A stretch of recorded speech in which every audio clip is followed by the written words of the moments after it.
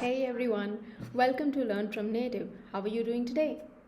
Hey, have you been searching for cool words to get along with your peers? Do you want to upgrade your vocabulary or get more fun knowledge to share around? Well, then you're at the right place, and this is where you can learn all about all those different languages you've always wanted to know more about. For today, we will begin with our favorite global language, English. Yes, you heard that right. And for today, we will get to know more about our top 10 American slangs. Are you ready? Let's quickly get started. Well, what exactly are slangs, you must be thinking? Slang is a way of speaking casually. In fact, such words are those which are not a part of the standard vocabulary but are used in place of the standard words.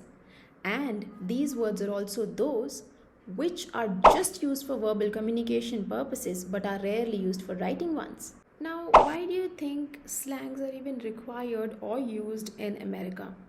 Apparently, slangs in the American society are an integral part of their day to day conversations, to such an extent that the millennials and the Generation Z consider them such a part of their daily conversations that it is crucial for us to understand these. In order for us to grasp the relevance of any native speaker's conversation, we must know these 10 American English slang words or phrases. Let us look at some of the most frequently used ones and the meanings behind them. The first one that we will be looking at today is dope. Now, dope as a word is used as an adjective, which means for someone or something to be cool or awesome. For example, your outfit looks dope. The second word for today is cringe.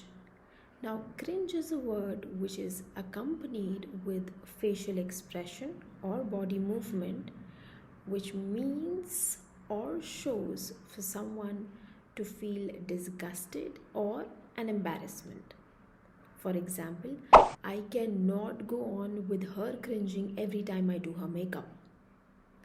The third word is roast. Now, as an American slang, roast refers to those situations where someone feels insulted or offended. For example, they offered for me to be on the show so that they could roast me and my team. I wouldn't stand that. The fourth word is on fleek.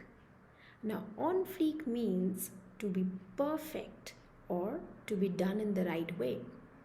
For example, your haircut is on fleek.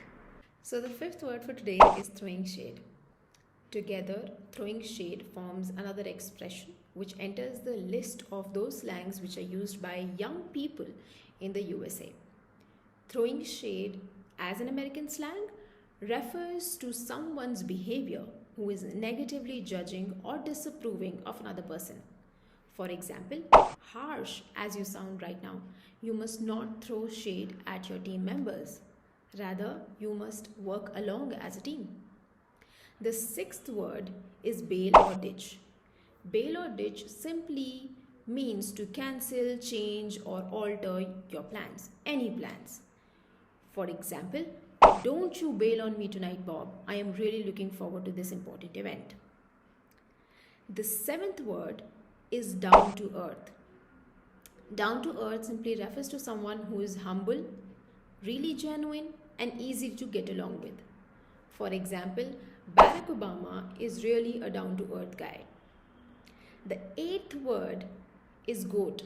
No, I do not mean to talk about the cute animal goat, but this is an acronym for the greatest of all times.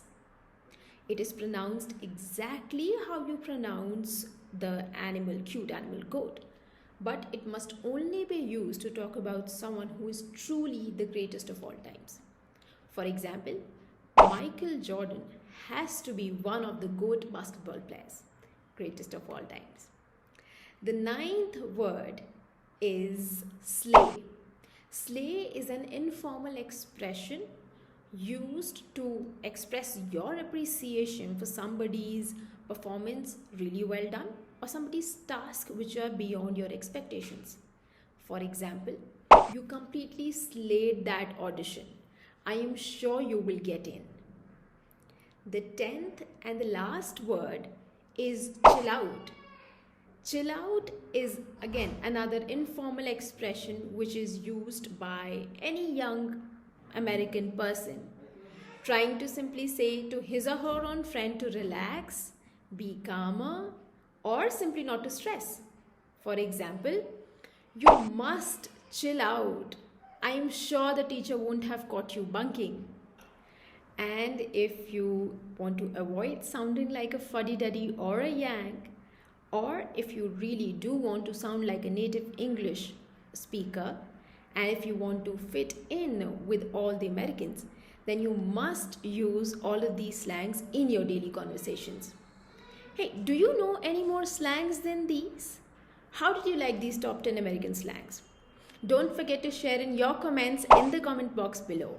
Hey, also, don't forget to like, share, and subscribe to our channel. Thanks for watching.